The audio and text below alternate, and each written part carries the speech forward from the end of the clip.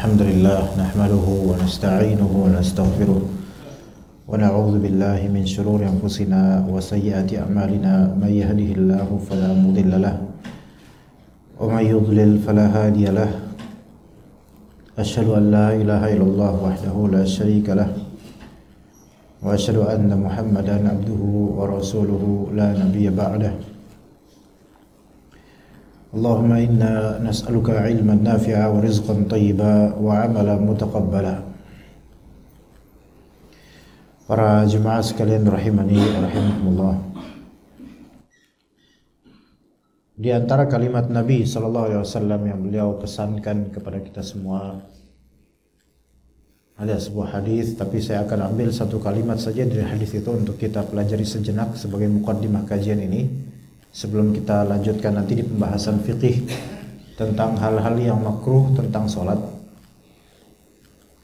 yaitu kalimat Nabi SAW, la taj'alu buyutakum qubura, janganlah kalian jadikan rumah-rumah kalian itu kuburan. Kemudian Syekh Shalih Al-Fauzan hafizahullah ta'ala, beliau menjelaskan hadis ini dengan pernyataan yang semakna dengan berikut. Maknanya jangan kalian jadikan rumah-rumah kalian seperti kuburan, yakni tanpa adanya zikir, tanpa adanya sholat sunnah bagi laki-laki, ya, tanpa adanya tilawah Al-Quran. Mungkin kalau sekarang baik audio maupun bacaan dari penghuninya. Ketika rumah tidak memenuhi kriteria itu, nggak ada yang sholat di situ, nggak ada yang zikir, masuk pun tanpa salam. Kuburan aja, orang ke kuburan salam, assalamualaikum ya ahlad diyar minal mu'minin wal mu'minat, itu. Tapi ini ke rumah pada nggak salam, ya. Kemudian nggak ada yang baca Quran di situ, tidak ada yang sholat sunnah di situ. Bahkan yang perempuan pun jangan-jangan tidak sholat fardu gitu. Maka rumah ini adalah hakikatnya kuburan secara syar'i. Nggak ada apa-apa di situ. Kenapa kok gitu? Kenapa disebut kuburan? Karena di kuburan itu tidak ada amalan-amalan seperti itu. Pada asalnya iya. Dalam syariat Islam, kuburan itu bukan tempat untuk zikir khusus gitu, enggak seperti yang dilakukan oleh sebagian saudara kita ke kuburan kemudian wirid-wirid tertentu. Ya, itu tidak ada syariatnya. Kalau doa iya, mendoakan mayit itu, dan itu pun enggak perlu tahlil lama-lama dulu, doain aja sendiri-sendiri masing-masing. Kemudian di kuburan tidak ada sholat, kecuali sholat jenazah bagi yang belum sempat nyolatin. Sholat apapun dari sholat fardu atau sunnah nggak boleh di kuburan, nggak sah. Jadi nggak ada sholat di kuburan, sholat jenazah. Ya rumah ini kalau nggak ada yang sholat, masa nunggu dijenazahin dulu baru sholatin? Kemudian yang ketiga, di kuburan itu pada asalnya tidak ada tilawah Al-Quran. Makanya tilawah di kuburan itu bid'ah. Ya, yasinan di kuburan itu nggak ada sunnahnya. Kalau memang itu ada sunnahnya, dari zaman Nabi suruh. Para syuhada, para orang-orang yang syahid di perang Badar, di perang Uhud, di perang ini, perang itu, setelah mereka dikubur, ada nggak dibacain Al-Quran di kuburan mereka? Nggak ada. Ya, makanya itu suatu kebid'ahan, nggak ada. Baca Quran bagus, cuman menspesifikasi membaca di kuburan ini butuh dalil. Karena ini suatu perbuatan khusus, harus ada syariatnya. Apa syariatnya? Ternyata nggak ada. Karena kuburan bukan tempat untuk tilawah. Ya, kemudian bukan hanya Yasin saja, mungkin baca yang lain. Bahkan ada yang kemudian menyetel audio murotal di kuburan supaya kuburannya hangat atau dingin dan gimana. Ini makin mikinan kan? Ya. Jadi keluarga mayit udah emang ketahuan malas baca, udah malas juga baca, udah kasih MP3 aja. Ya subhanallah. Oke. Jadi tidak tilawah di kuburan. Bukan kuburan muzlim, Itu gelap pada asalnya begitu. Kuburan itu asalnya gelap gitu loh. Ya kecuali kalau emang ada jalanan di situ, warga jalan supaya nggak meleng, kasih lampu. Tapi lampu ini untuk apa? Jalanan. Atau mungkin kalau memang ternyata dikenal banyak maling gitu misalnya, dikhawatirkan ada kuburan yang bakal dicolong atau di apa, mungkin ya ada maslahatnya untuk lampu. Tapi lampu ini bukan untuk keyakinan tertentu untuk kuburan, nggak boleh. Ya, jangan kayak orang Nasrani, ya. Kalau antum melihat kuburan orang Syiah, orang Nasrani, atau orang dari kalangan etnis Cina misalnya yang bukan Muslim, wah itu macam-macam kuburan. Ada pernah lewat malam-malam di kuburan non Muslim di daerah Kampung Sawah masuk lagi itu kan ada beberapa kuburan non Muslim itu. Auranya beda. Tapi kalau kita lewat malam itu ada beberapa kuburan yang kuburan tersebut itu bercahaya kuburannya itu. Emang dikasih lampu sama keluarganya. Tayyib. Tapi hakikatnya asal kuburan itu muzlim, yaitu gelap. Maka jangan maknanya secara makna, jangan kalian gelapkan rumah kalian seperti kuburan tanpa zikir, tanpa tilawah, tanpa salat. Maka jika suatu rumah tidak ada zikir, tidak ada salat, tidak ada tilawah, maka gelap ini rumah secara syar'inya. Walaupun dia pakai lampu lebih terang dari Indomaret, tapi tetap dianggap gelap karena enggak ada zikir di situ. Ya. Sempat hari ini anak sempat ngobrol dengan orang Chile. Tapi pakai bahasa Inggris, giliran dia pakai bahasa Spanyol, anehnya enggak ngerti. Jadi pakai bahasa Inggris.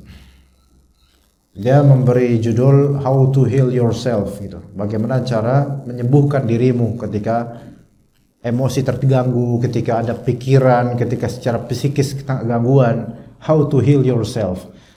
Maka dia pun nanya ke saya, ke Ana, what about you, how to heal yourself? Ana bilang, to heal myself, I usually read Al-Quran and hadith from Rasulullah Muhammad SAW. You just read holy book, holy Quran, just that is not enough, kata dia. Itu enggak cukup, kata dia. I can read holy Bible, kata dia, tapi itu enggak menyembuhkan sama sekali. It doesn't cure anything gitu. Dalam hati Ana, ya kesian banget nih orang. Kesian banget nih orang nih. Nyari obat kejiwaan aja itu kitab sucinya enggak mensucikan gitu.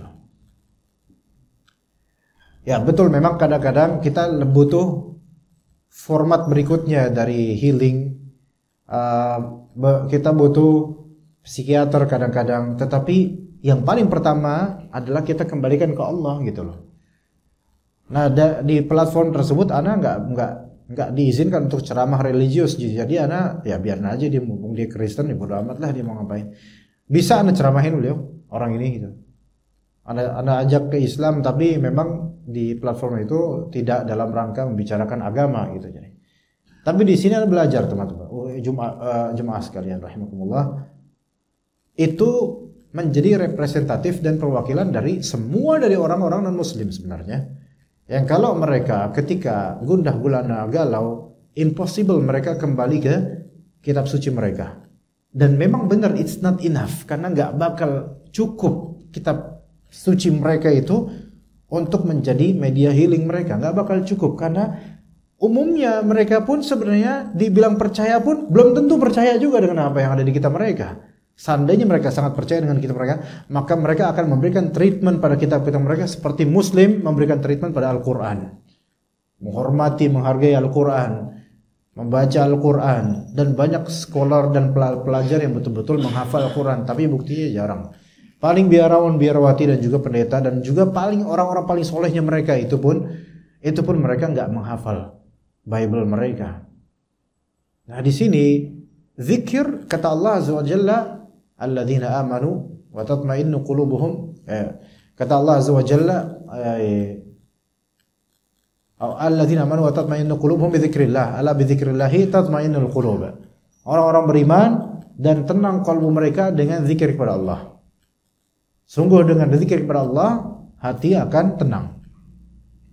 Dan itminan, sakinah, waqar, ini semua ketenangan hati, ketenangan jiwa, kedamaian jiwa. Dan itu didapat dengan zikir kepada Allah Azza wa Jalla. Itu solusi pertama dalam Islam yang tidak ada pada agama lain. Yang tidak ada pada agama lain. Sehingga suatu rumah ketika tidak ada zikir padanya, maka banyak penyakit itu rumah. Banyak penyakit di rumah itu karena tidak ada zikir pada Allah Azza wa Jalla. Kemaksiatan biasa terjadi. Suaminya dayus terhadap istrinya, bodoh amat mau bertingkah seperti apa istrinya. Anak-anaknya juga begitu. Ini betul-betul sick home, bukan homesick. Kalau homesick itu kangen rumah. Tapi sick home, rumah yang sakit seperti ini. Ini baru disebut rumah sakit. Waalaikumsalam warahmatullahi wabarakatuh. Alhamdulillah tamu kita sudah datang ya. Boleh menggantikan. Tayyib. Begitu jemaah sekalian rahimakumullah, maka kita lanjut pembahasan kita di makruhat as-salat, yaitu hal-hal yang dihukumi makruh dalam mazhab Syafi'i tentang salat, Bukan salat yang makruh, tetapi perbuatan tertentu ini dimakruhkan dalam salat. Ketika itu kita telah membahas masalah salat di kuburan ya. Salat di beberapa tempat dimakruhkan. Bahkan ketika itu saya sampaikan bahwasanya ini kadang tidak sebatas makruh, bisa aja haram, diantaranya yaitu salat di kuburan misalnya. Atau menghadap kuburan secara langsung ya. Kemudian dikatakan dalam riwayat Abu Sa'id Al-Khudri radhiyallahu an, kata Nabi sallallahu alaihi wasallam, al-ardu kulluha masjidun illa al-maqbarata wal hammam. Bumi itu semuanya masjid atau tempat yang dibolehkan untuk sholat di situ, kecuali dua disebutkan dalam hadis ini, yaitu makbarah. Makbarah apa? Kuburan. Al-hammam, kamar mandi. Sebenarnya hammam di zaman Nabi atau di zaman salaf dulu, hammam itu artinya pemandian air panas. Pemandian air hangat gitu dulu. Itu dulu makna hammam. Ya.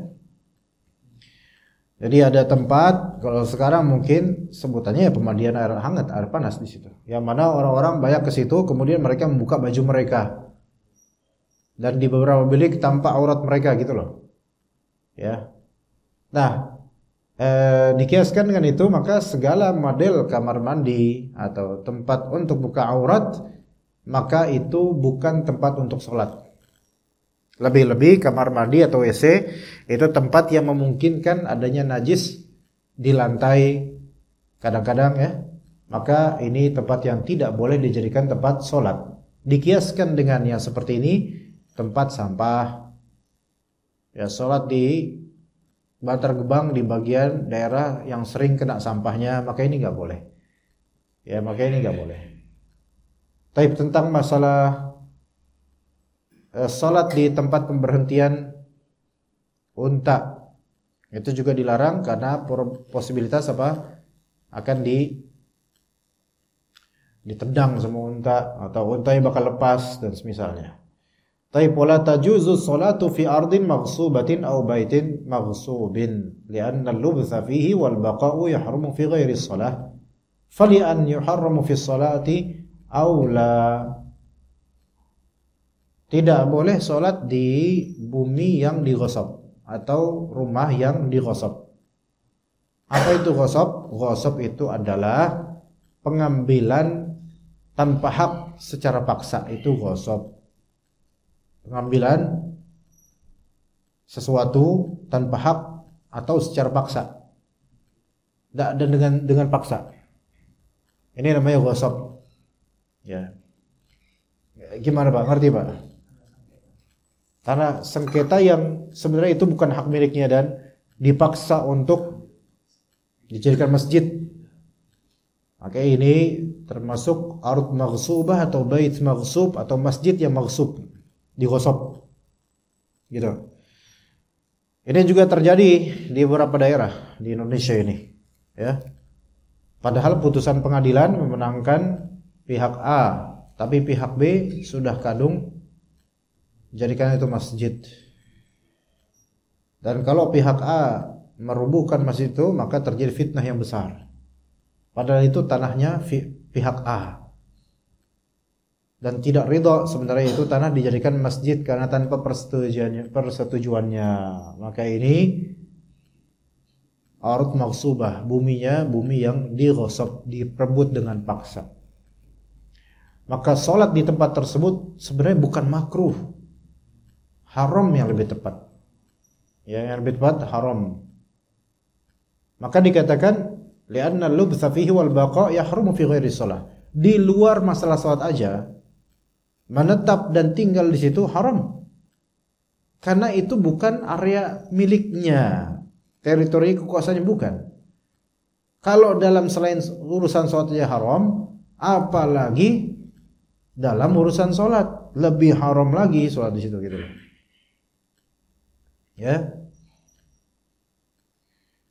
Ya, termasuk misal saja. Ini tanah milik developer atau milik investor atau bagaimana lah gitu. Kemudian warga sepakat untuk menjadikan fasum ini sebagai masjid. Namun tidak dibebaskan oleh mereka, hanya minta izin sama developer atau ini. Developer enggak ngizinin. Maka kemudian pihak warga demo dan protes dan tetap enggak diizinin, akhirnya sampai ke masalah pengadilan misalnya. Dan pengadilan memenangkan, orang pihak itu punya developer kok, ya hak developer juga untuk menentukan. Kalau developer nggak mau ya udah, kecuali kata developernya kalian membeli tanah itu secara swadaya silakan. Tapi mereka nggak mau, maunya masa untuk kayak gini aja ente developer udah untung banyak masih gitu, akhirnya tetap dipaksa untuk dijadikan masjid. Maka ini masjid tidak sah sebagai masjid. Ya, ini namanya masjid maghsub atau masjid yang dibangun di tanah yang maghsubah. Ya, makanya haram untuk sholat di situ. Bahkan menjadi marbot di situ haram. Bahkan netep di situ buat tiduran aja itu haram. Karena apa? Karena pemilik aslinya tidak ridho itu dibangun seperti itu. Kalau properti, kalau misalnya lahan tanah aja kita kadang ada tulisan lahan milik fulan gitu kan, dilarang dilarang apa namanya? Trespassing atau dilarang masuk, dilarang lewat kecuali dengan izin ownernya. Maka siapa yang masuk di sini secara syar'i dia melanggar sebenarnya. Walaupun maksud cuman buat nyari belalang doang. Iya, walaupun saya tuh kadang-kadang kan gitu, ngeliat lahan kosong banyak banget ilalangnya, nih ular hijau banyak nih kayaknya nih. Ya, saya pikir nih kalau saya masuk, saya ngelanggar peraturan daerah dan juga melanggar hukum syar'i. Iya, walaupun cuma nyari kodok di situ, nggak boleh. Karena udah ada pelangnya gitu loh. Ya, kalau orang yang nggak ridho, ya nggak boleh kita trespassing gitu, apa ngelewatin ini, cuma ngelewatin aja nggak boleh, apalagi bangun bangunan. Udah gitu diklaim ini atas nama agama pula. Ini yang terjadi di beberapa tempat. Ya, ini yang terjadi di beberapa tempat. Dan sayangnya urf sebagian dari kita itu kalau ada lahan kosong nggak keurus itu direbut, digarap, nggak izin. Ntar kalau misalnya udah ternyata pemiliknya itu kemudian datang dan membangun, mungkin membangun perumahan, bangun ini, nggak terima itu orang-orang. Karena ini saya udah warga asli sini. Ya susah kok gini pikirannya mah. Ini mah, aduh. Ya ganti rugi lagi, subhanallah. Emang siapa yang nyuruh antum supaya garap di sini, Pak? Enggak bisa, saya asli dari sini. Iya, subhanallah. Gitu. Ya, saya udah bertahun-tahun ngegarap di sini. Tapi ini lahan saya gitu kata ownernya. Ya.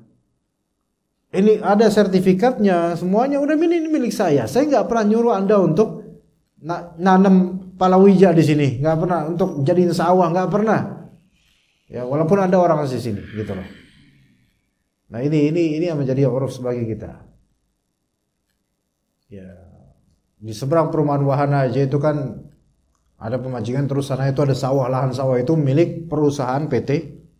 Itu lahannya lumayan besar. Nah, itu dikelola oleh warga sekitar sebenarnya. Ya, saya tidak tahu mereka official atau tidak, wallahu alam. Ya, tetapi biasanya kalau udah warga udah betah dan udah kadung dapat benefit dari lahan kosong itu, nanti ketika orang mau garap mereka japrem, jatah preman gitu. minta jatah gitu loh. Seolah-olah itu lahan mereka hanya atas nama kami warga lokal pribumi. Ya subhanallah. Ini uruf yang buruk, yang tidak layak seperti ini. Tukang memanfaatkan yang bukan miliknya tanpa izinnya mungkin. Dan kalau orang juga pengen melakukan sesuatu di wilayah atau lahannya, kemudian mereka justru narik pajak dari situ. Maka nggak heran kalau misalnya kita warga itu rata-rata juga kena pajak dikit-dikit. Nah gitu. Jadi karena mental dari bawahnya udah kayak gitu. Ya. Taib, kembali kita di tanah maghsubah. Ya, tanah yang digosok. Kalau misalnya kita nggak tahu suatu masjid statusnya digosok atau enggak, maka kita nggak perlu cari tahu. Allah Ta'ala mengatakan, ya ayyuhalladzina amanu la tas'alu an asya in tubdalakum tasukum. Wahai orang beriman, jangan kalian nanya-nanya sesuatu yang kalau dijawab itu bakal menyulitkan kalian sendiri gitu loh. Nanti ketika ada masjid sudah jelas pelangi masjid, tapi nggak ada tulisan tanah wakaf, nggak ada tulisan gitu, ya nggak usah nanya, nggak usah nanya. Ini muhajirin misalnya, ada pelang wakaf nggak?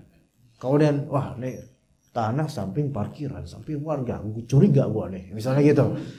Kemudian nanya ke warga, nah yang ditanya orang yang sensi sama Pak Haji, yang ditanya orang yang sensi sama masjid ini, Bapak ini masjid muhajirin ini sebenarnya wakaf bukan sih?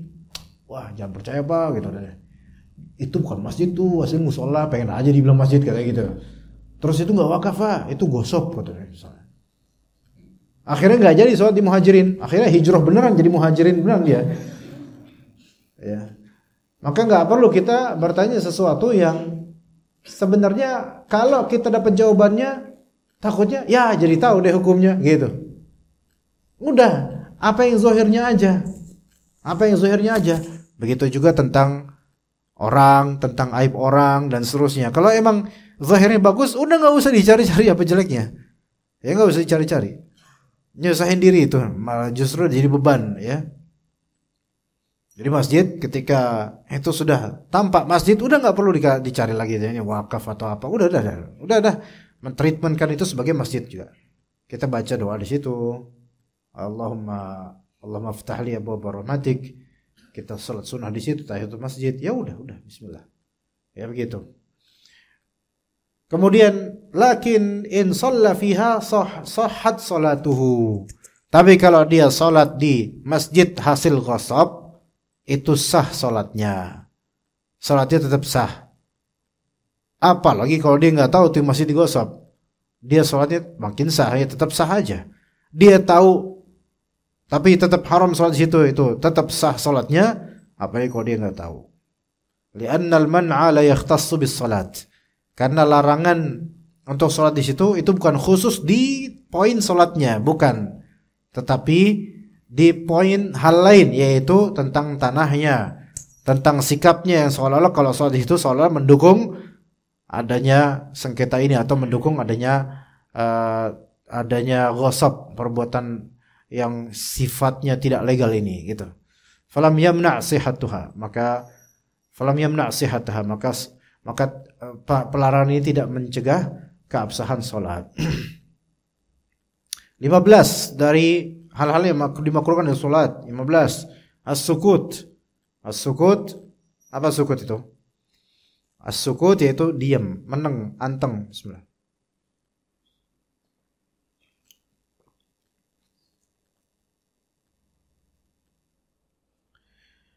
Yukrahu sukutu fi salati illa fi hal istima'i qira'ati imamih.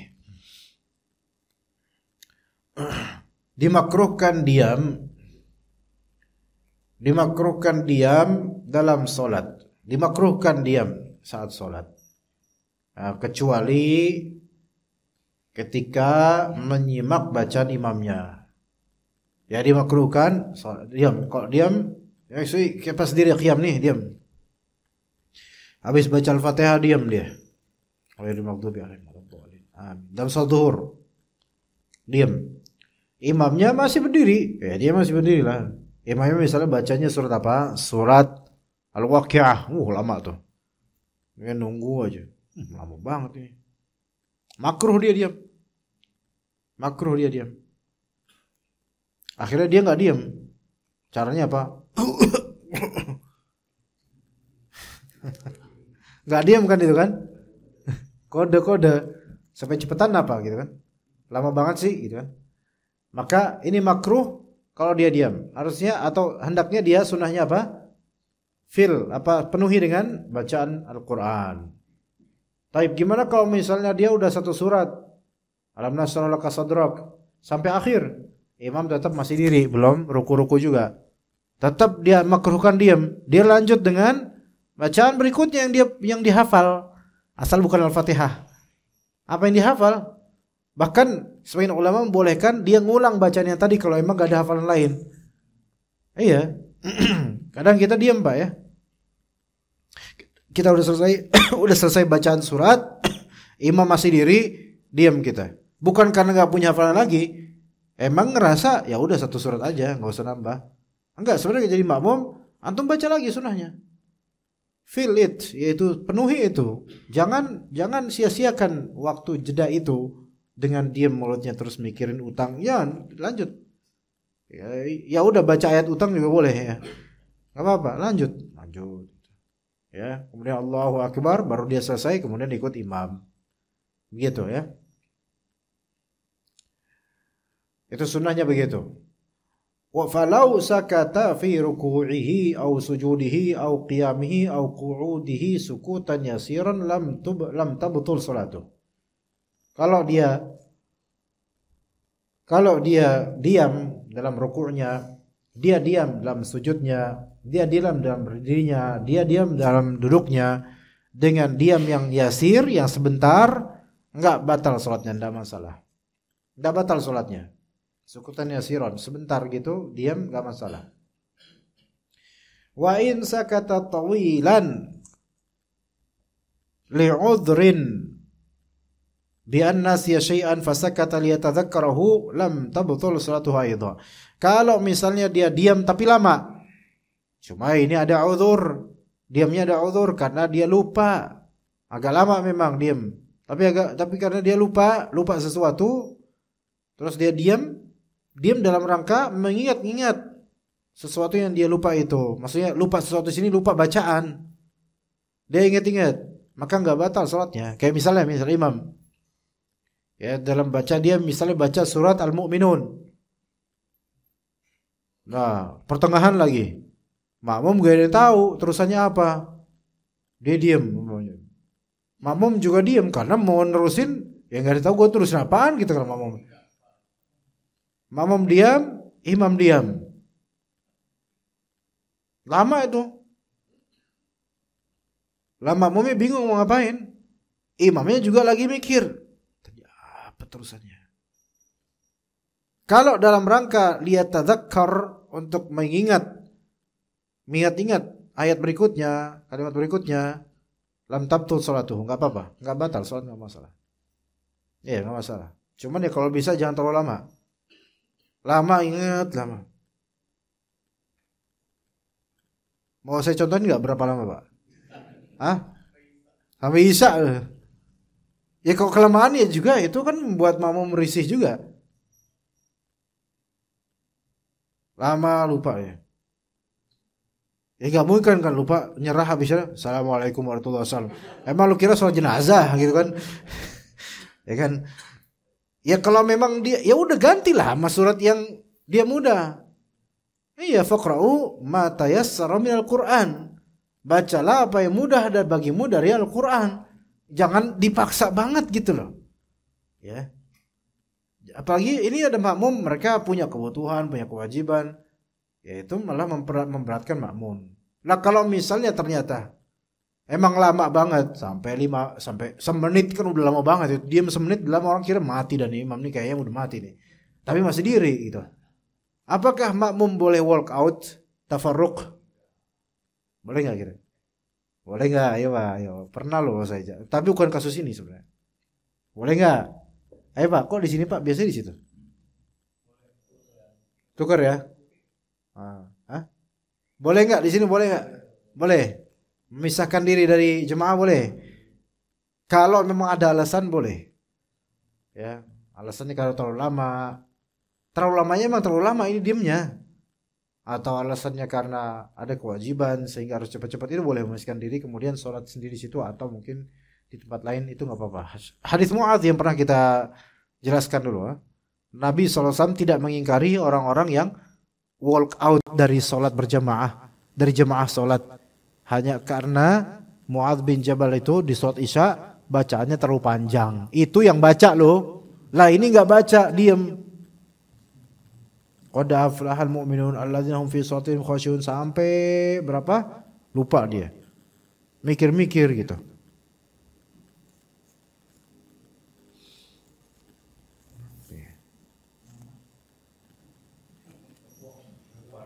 Sampai lupa kalau lagi sholat. Ya jemaah belakang juga bingung ngeliatin. Mau manggil imam, mau manggil gitu juga takut batal gitu kan. Serba salah, mau subhanallah, dia nggak ada salah, gitu kan? Gitu kan? Gitu. Tapi imamnya tetap kayak gitu. 1 menit, 2 menit, walk out. Tapi kalau imam lagi kayak gini, boleh nggak kemudian? Kan makmum nggak tahu nih terusannya apa. Boleh nggak kemudian imam buka HP, terus lihat mushaf? Ayo gimana Pak? Kalau sholat fardu nggak? Kalau sholat sunnah boleh. Sholat sunnah boleh, emang sholat sunnah boleh. Kalau fardu? Kalau fardu sebaiknya jangan. Tapi kalau dilakukan karena maslahat sholat boleh-boleh aja. Tapi sebaiknya jangan. Sebaiknya dia nggak maksain diri. Sebaiknya dia apa? Ganti surat. Ujung-ujungnya kan qul huwallahu ahad. Iya, dari awal gaya. Qad aflahal mu'minun alladzina hum fi shalatihim khashi'un. Jemaah udah hore-horean tuh. Ini imam gua nih hafalannya 30 juz. Pas sudah mentok qul huwallahu ahad gitu. Gitu. Iya, aman, nyari aman aja. Jangan sampai qul huwallahu ahad salah juga. Parah kalau kayak gitu. Iya. Oke. Kemudian wa in sakata tawilan li ghairi udhrin fala tabtulu aidan fil asah. Nah, kasus ketiga, kalau dia diam imamnya atau imam ataupun yang sholat, diam, tidak baca apa-apa dengan waktu yang lama tanpa uzur, maka tidak batal juga sholatnya menurut pendapat yang lebih sahih. Ya, paham gak di sini maksudnya? Jika dia orang yang sholat ini diam dalam rangka waktu yang panjang, diam aja nggak baca apa-apa. Dan dia nggak ada uzur, bukan karena dia lagi mengingat apa hafalannya, bukan karena dia lupa terus harus ingat, bukan, emang dia diam aja. Maka menurut pendapat yang lebih sahih adalah tetap sah sholatnya. Diam di sini maksudnya yaitu dia tidak baca apa-apa dan dia sudah menyempurnakan kewajibannya seperti baca Al-Fatihah. Gitu Pak. Gimana, bisa dipahami nggak nih? Nih misalnya imam zuhur, makmum zuhur juga. Wajib nggak baca Al-Fatihah Pak? Wajib, rukun. Oke, setelah baca Al-Fatihah, nih imam enggak ruku-ruku. Mungkin baca surat. Oke. Tapi ini imam tetap enggak ruku-ruku, udah 2 menit enggak ruku-ruku. Selama itu kan 2 menit waktu yang panjang untuk diam, Pak. Makmumnya diam setelah baca waktu. Amin. Waladhdallin amin. Kan namanya baca surat enggak wajib. Setelah Al-Fatihah enggak wajib baca apa-apa. Enggak wajib baca surat gitu loh. Kalau baca alhamdulillah bagus, tapi makruh kalau enggak baca. Oke, dia enggak baca, makruh. Dia diam nunggu imam ruku. Ternyata imamnya 2 menitan enggak ruku. Ini kan sukut tawil, yaitu diam yang panjang. Nah, dalam panjangnya diam ini si makmum ini batal enggak sholatnya, Pak? Tidak batal. Ternyata imam masih lanjut lagi 4 menit. Sampai semua jemaah sampai batuk-batuk, tetap aja imam istiqomah diri, enggak ruku-ruku. Dia tetap diam. Bukan karena enggak ada hafalan, emang pengen diam aja. Kan saya udah baca Al-Fatihah. Lama gitu. Ya, bibirnya kayak gini bibirnya. Aing maung gitu. Udah kesel banget sama imamnya. Taib. Selama dia nggak ngobrol, nggak ngomong, nggak ketawa, nggak apa, tetap sah sholatnya, nggak batal sholatnya. Gitu ya, nggak batal sholatnya. Terutama sekali dalam sholat gerhana misalnya. Tapi kalau sholat gerhana, sholat berjamaah biasanya kan suaranya ada tuh imam tuh. Tapi kan rukuknya sujud panjang, Pak. Ruku. Nah, dia lagi kena darah tinggi atau gimana tuh? Darahnya ke kepala semua. Pusingnya minta ampun. Diem dia, nggak bisa konsentrasi baca, nggak bisa. Malah dia istighfar habis itu. Astagfirullah. Bukan subhanarabbil azim. Astagfirullah. Sah nggak sholatnya? Ya sah saja sholatnya. Bahkan dia diem pun sah saja sholatnya. Dalam mazhab Syafi'i, membaca subhana rabbil azim di sujud, di ruku' itu tidak wajib dalam mazhab Syafi'i. Sehingga kalau misalnya ini orang diam, dia takbiratul intiqal enggak baca Allahu Akbar, sami Allahu liman hamidah enggak baca, subhana rabbil azim enggak baca, rabbana lakal hamd enggak baca, subhana rabbil a'la enggak baca, tapi pas tasyahudnya dia baca, maka sah salatnya dalam mazhab Syafi'i. Paham enggak jemaah? Tapi dalam mazhab Hanbali, ini orang bisa enggak sah salatnya. Itu bedanya, Pak. Ya, jadi ya itu beda sekali gitu. Jadi dalam mazhab Syafi'i di Indonesia nih, maka wajar kalau misalnya ada banyak orang ruku ente lihat enggak baca, dia diam aja. Sami Allahu liman hamidah. Allahu akbar. Enggak, mulutnya mingkem terus dia. Tapi giliran Al-Fatihah baca. Giliran tasyahud salawat akhir baca. Maka dalam mazhab Syafi'i sah salatnya. Begitu. Pantesan. Nah, gitu. Di masjid mana, Pak? Biasa kayak gitu. Iya, sebelum Bapak komplain masjid tertentu udah saya ceritain nih kesalahan mereka. Nah, gitu. Tapi itu ya itu memang sah mungkin secara mazhab Syafi'i, cuma apa seperti itu adabnya dalam sholat gitu. Enggak baca apa-apa, semua itu bernilai ibadah. Oke, anggaplah itu sunnah. Apakah layak kita mendidik jemaah untuk itu cuma sunnah, antum enggak wajib juga baca? Jangan gitu, nanti orang remehin sholat. Akhirnya kebablasan sampai Al-Fatihah juga enggak baca saking kebiasaannya tuh. Ya, gitu. Jadi memang fikih sholat ini setiap masjid perlu dan wajib ada edukasi. Setiap masjid, Pak, beneran setiap masjid wajib ada edukasi fikih sholat. Fikih taharah, fikih sholat itu wajib dah setiap masjid. Kalau masjid itu mengadakan adanya kegiatan zakat, juga wajib ada fikih zakat. Ya, kalau masjid itu kemudian ngadain buka puasa bersama, ini ya, maksudnya masalah-masalah puasa, maka wajib ada fikih puasa, gitu. Ya, karena apa? Ya karena kita berilmu sebelum beramal, ya gitu. Dan fikih sholat, fikih taharah itu harus selalu ada, Pak. Udah khatam, perlu ada lagi, dibalikin lagi fikih sholat, fikih taharah. Harus ada itu.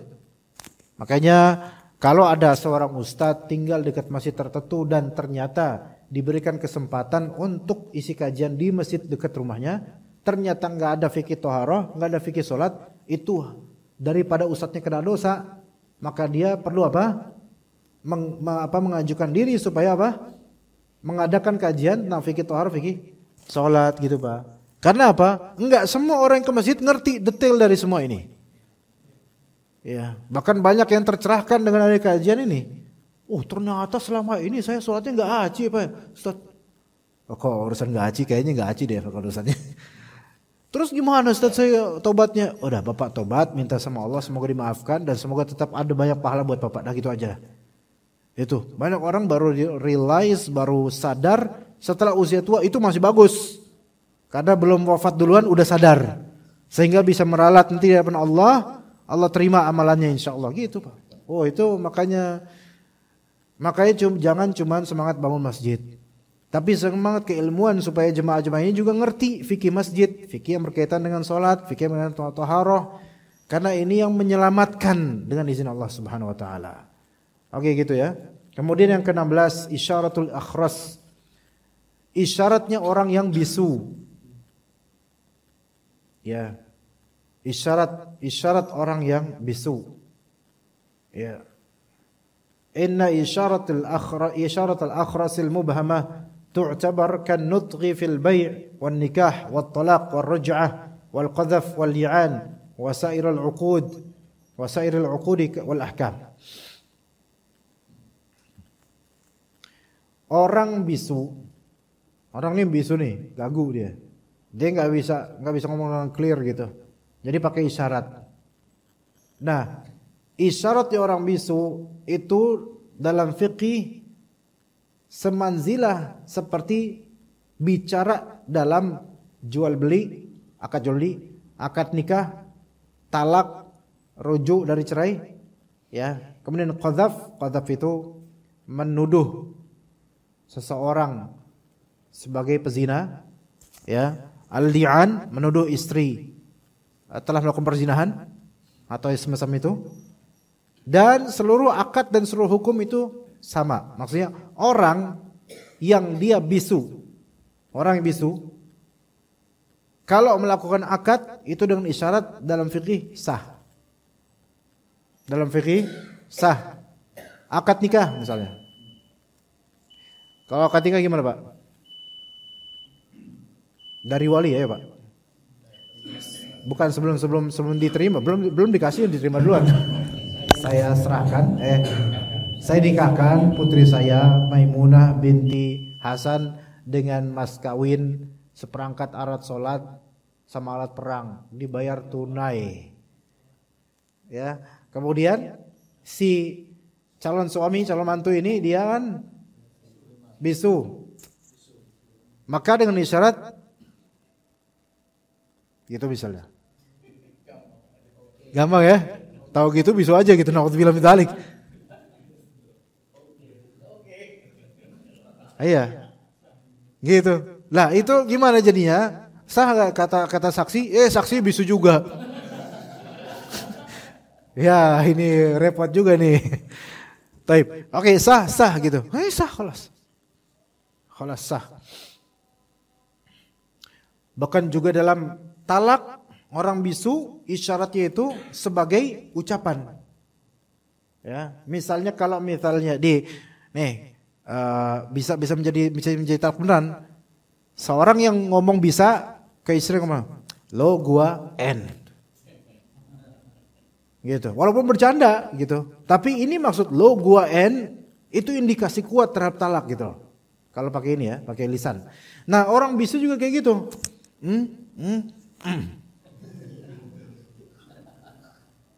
Itu bisa terjadi talak gara-gara itu. Iya. Terus saksinya bilang bisu juga. Nah, begitu. Baik, nanti kita lanjut setelah ini isyaratul akhras, insyaallah kita lanjut lagi. Oke, kita lanjut sedikit. Jadi sampai akad-akad itu bagi orang yang bisu mengisyaratkan dengan sesuatu itu bisa sah akad tersebut. Walau asyara bidzalika fi salatihi bima yufhamu fala tabtulu salatuh. Jika orang yang bisu membuat isyarat dengan isyaratnya dalam salatnya dengan isyarat yang bisa dipahami orang, salatnya tidak batal. Salatnya tidak batal karena isyarat laisa bikalamin wala fi'lin katsir walakin tukrah. Isyarat itu bukan kalam. Ya. Isyarat itu bukan kalam dan bukan perbuatan yang banyak. Kalam, bicara itu membatalkan salat. Melakukan perbuatan yang banyak, gerakan yang banyak itu bisa membatalkan salat. Maka isyarat sekali itu tidak membatalkan salat. Kenapa? Karena zatnya isyarat itu bukan ucapan. Walaupun dalam beberapa akad ketika orang itu bisu mau nggak mau pakai isyarat dan itu sah dan semanzilah dengan ucapan. Tapi secara zatnya isyarat hanyalah isyarat, bukan suatu lafal yang terucap. Ya, begitu. Tapi tetap makruh untuk mengisyaratkan sesuatu dalam sholat. Mungkin kecuali kalau ada hajat, maka nggak makruh. Ya, misalnya nyuruh anak kecil diam. Gitu, melotot matanya sebenarnya. Maka apakah ini batal sholatnya? Enggak batal. Apalagi ini hajat karena ini anak berisik. Anak misalnya joget-joget lagi sholat, kita diamin kayak gini, tegepin gitu. Ini syarat, enggak batal. Tapi kalau kita ngomong, jangan gitu, bikin malu bapak. Nah, kayak sebenarnya apa? Batal. Ini menunjukkan apa? Isyarat bukanlah ucapan. Iya, padahal kan esensinya sama ya. Gini. Nginjekin kakinya. Ya, itu nggak batal. Tapi kalau udah sampai ngomong, alah kau lah, besok-besok nggak bawa bapak bawa lah. Hah? Ngobrol. Ya bapak lah, maklumin lah, saya masih anak kecil itu. Gitu sama. Conversation terjadi, akhirnya praktik. Ya. Makanya yang seperti ini apa? Batal kalau misalnya pakai lisan, pakai ucapan. Oke, jadi isyarat itu bukan ucapan, tetapi dalam keadaan akad itu bisa seperti ucapan, walaupun zatnya tetap bukan ucapan. Zatnya bukan ucapan, hanya fungsi saja atau konsekuensi akad aja. Itu semazila dengan ucapan. Makanya dikatakan ada permasalahan ya, jadi bahan pertanyaan ulama sejak zaman dulu. Yaitu apa? Insanun aqadan nikaha wal bai'a fi salatihi wa sahha wa lam tabtul salatuh. Ada orang berakad nikah dan berakad jual beli saat salat, dan akad nikahnya sah atau akad jual belinya sah pas dia lagi salat dan tidak batal salatnya. Gitu. Lagi sholat, akan nikah, pakai isyarat, nggak batal sholatnya. Bisa nggak Pak? Ya emang nggak mungkin terjadi sebenarnya. Namanya nikah kan nggak bakal kayak gitu. Tapi misalnya, gimana? Ini orang dia akhros. Akhras apa? Bisu. Allahu Akbar. Ada wali perempuan. Saya nikahkan putri saya Marfu'ah binti Hasan dengan antum yang lagi sholat. Siapa namanya gitu? Zainal bin Ahmad dengan mas kawin seperangkat alat sholat dibayar tunai. Sebagian yang utang tapinya. Nah, maka terus dua saksi bilang, Pak sah Pak, sah nikah. Enggak batal. Dia bilang enggak batal sholat. Kan dia cuma kayak gini. Enggak ngomong. Kalau enggak percaya, lakukan Pak. Enggak batal, beneran. Akadnya sah jika ada saksi yang melihat dan ini bisu. Adapun kalau orang ini enggak bisu, bisa ngomong kayak kita nih, enggak sah. Enggak sah karena orang enggak bisu dia harus pakai lafal untuk menjadi ijab, itu pakai lafal, enggak boleh pakai isyarat. Ya coba aja Pak ketika di KUA atau nikah mah ada penghulu, ada saksi, direkam secara live, kemudian saya nikahkan putus saya gini. Terus gitu. Jawab atuh kata penghulunya, ya udah batal dah gitu kan. Ulang lagi Pak kan harus pakai apa? Lisan kalau kita bisa ngomong. Begitu jual beli, iya. Lagi sholat sunnah di rumah, ya. Ini ada warung, dia sholat di dekat etalase. Allahu Akbar. Kebetulan ini orang, nah ini nggak bisu bahkan, ini nggak bisu bahkan ini nggak bisu nih. Yang sholat lagi nggak bisu. Dia bisa ngomong, cuma lagi sholat aja. Allahu Akbar. Sholat sunnah. Beli.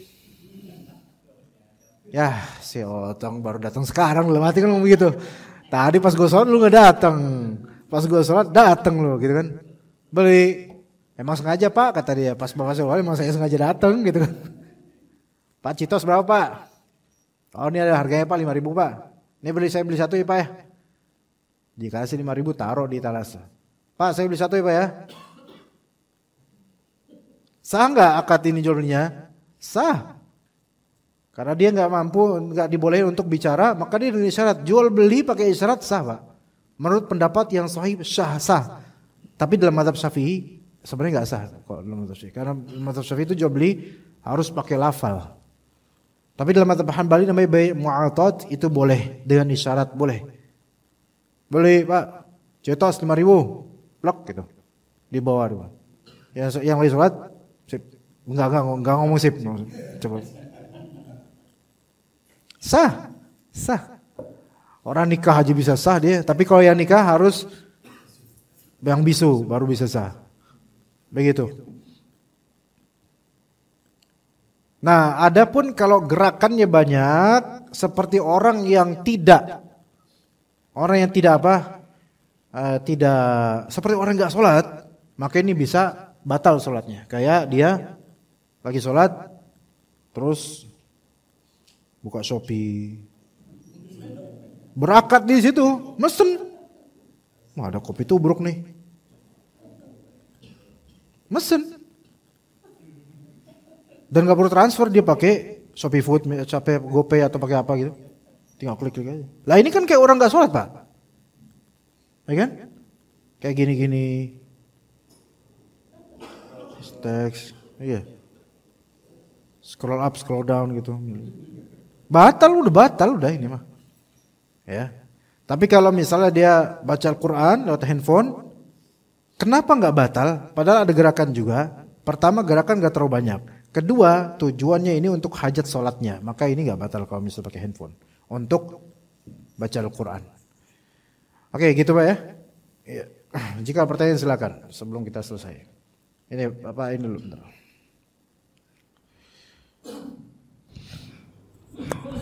Assalamualaikum Ustaz. Waalaikumsalam. Menyinggung tadi Ustaz yang mengenai tempat sholat atau musolah. Itu bukan wakaf, tetapi itu tanah pemerintah benar. Dan peruntukannya untuk masalah pertamanan gitu. Tapi ketimbang itu kosong berlama-lama itu didirikan musola. Nah ini hukumnya gimana Ustaz? Dan sholat di sana sah apa tidak? Gitu? Kalau sah mah sah Pak. Sah mah sah. Sah. Cuman sekarang itu kan memang yang membentuk musola itu siapa? Warga, ini tanah pemerintah. Ya. Nah warganya udah izin apa enggak sama? Izin, cuma pihak Pemdanya tidak mengiyakan tapi tidak melarang. Dia nggak akan menerbitkan surat, tapi dia juga seakan-akan merem dah gitu. Ya biarin aja gitu, tapi ya belum tentu juga nanti selamanya begitu, bisa aja. Tapi tidak terbit izinnya. Ya tidak terbit. Ini hukum musola, hukumnya musola. Boleh sholat situ, tidak dosa, hukumnya musola. Kenapa bukan masjid? Karena dia tidak ada lafal pewakafan, masih ambigu. Tapi tetap boleh sholat situ, tidak haram. Karena apa? Karena tidak ada pelarangan atau tidak ada indikasi menggosok atau tidak ada indikasi membangun sesuatu tanpa hak. Tetap itu dengan hak. Cuma memang pemerintah tidak melarang gitu aja. Dan tidak mempermanenkan itu sebagai masjid selamanya. Jadi sholat di situ sah, tapi itu hukumnya bukan hukum masjid secara syar'inya. Dia hukumnya hukum musola. Sampai terbit perizinan selamanya untuk masjid ini baru dihukumi sebagai masjid. Kemudian untuk aktivitas misalnya taklim, terus juga sebagai kepengurusan itu haram nggak Ustaz? Ya nggak haram, berpahala tetap karena ini membantu orang-orang untuk sholat. Tetapi hanya hukumnya saja bukan hukum masjid secara syar'inya. Hukumnya hukum musola. Sehingga tidak ada tahiyatul masjid di situ. Terus keutamaannya juga tidak seperti keutamaan masjid. Masuk juga tidak membaca Allahumma ftah li abwaaba rahmatik. Begitu. Dan tidak bisa i'tikaf di situ. Begitu. Baik, jazakallahu khair. Wa yakum jazakallahu. Pak Toto? Pak Budi, bagaimana? Ya.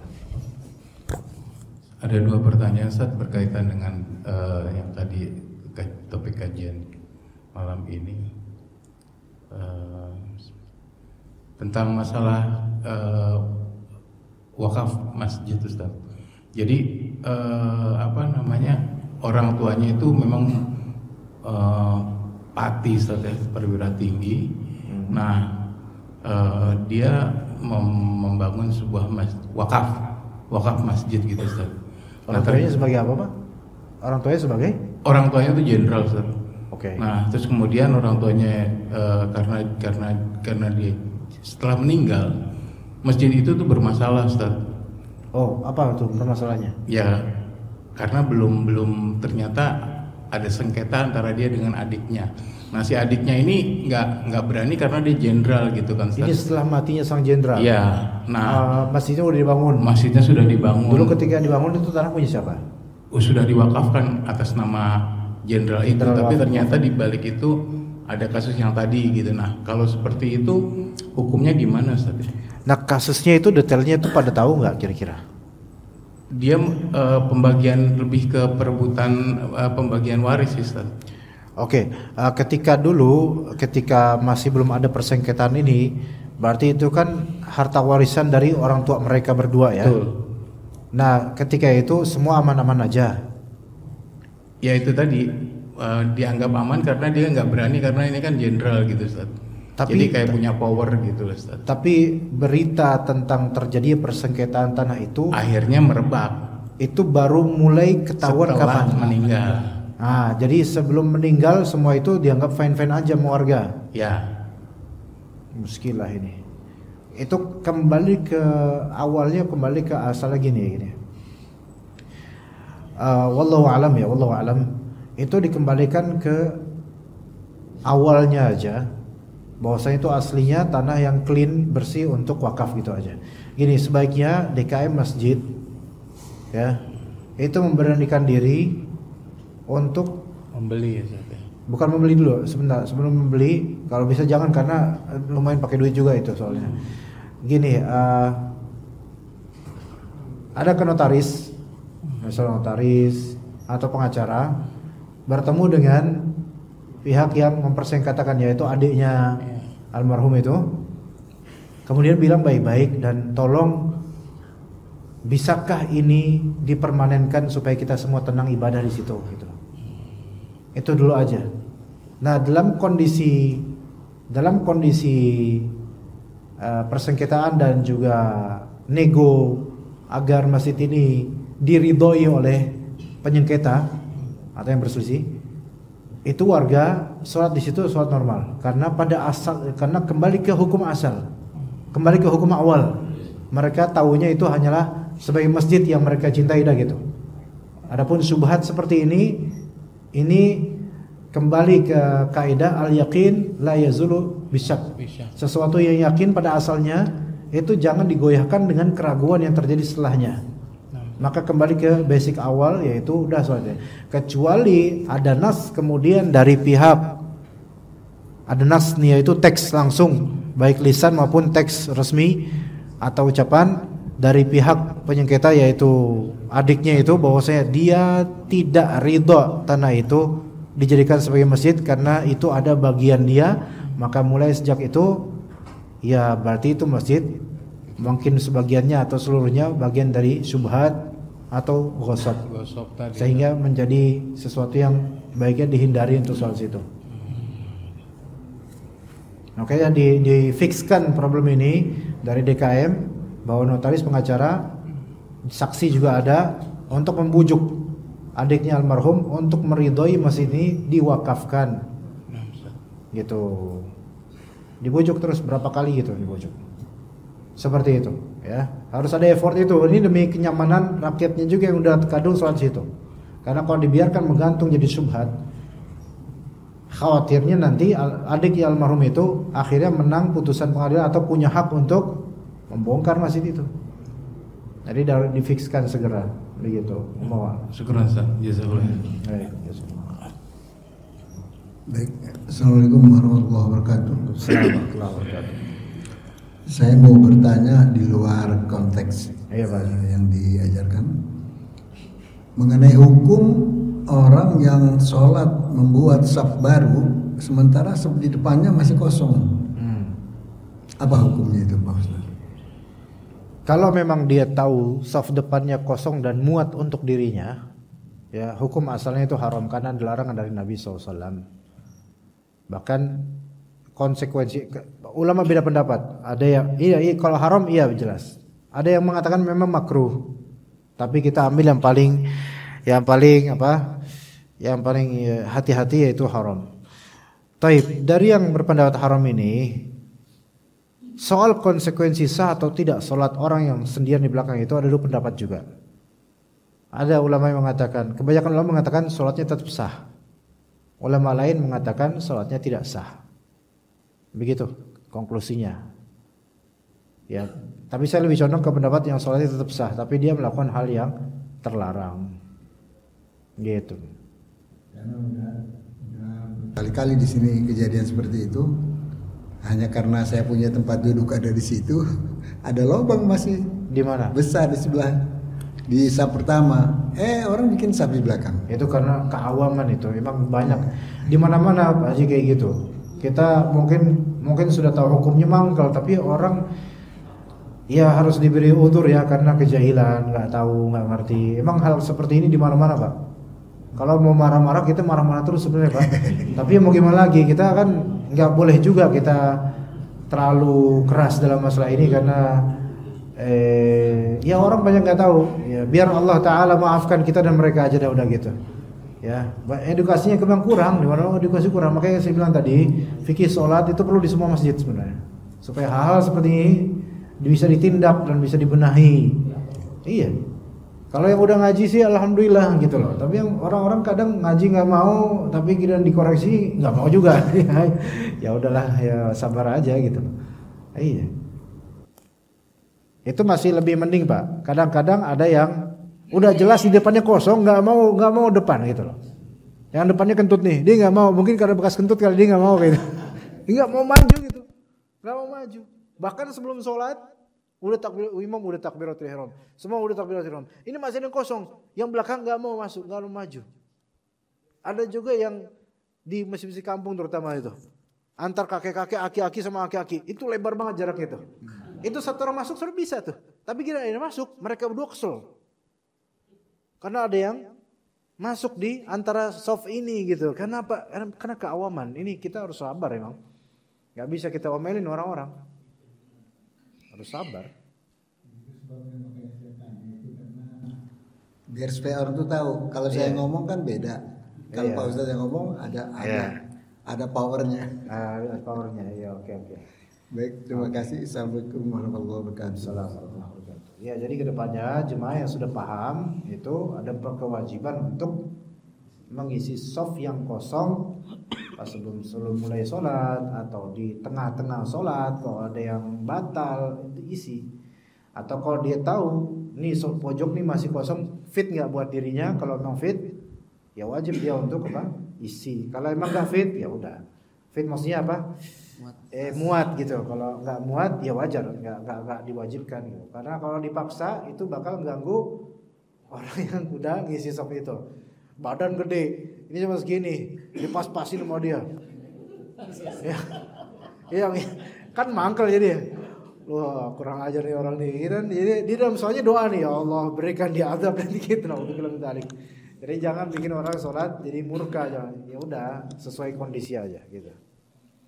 Oke, kita cukup sampai sini jemaah sekalian rahimakumullah. Barakallahu fikum jami'an wa sallallahu ala nabiyina Muhammad wa ala alihi wa sahbihi ajma'in. Subhanakallahumma bihamdika asyhadu an la ilaha illa anta astaghfiruka wa atubu ilaik. Assalamualaikum warahmatullahi wabarakatuh.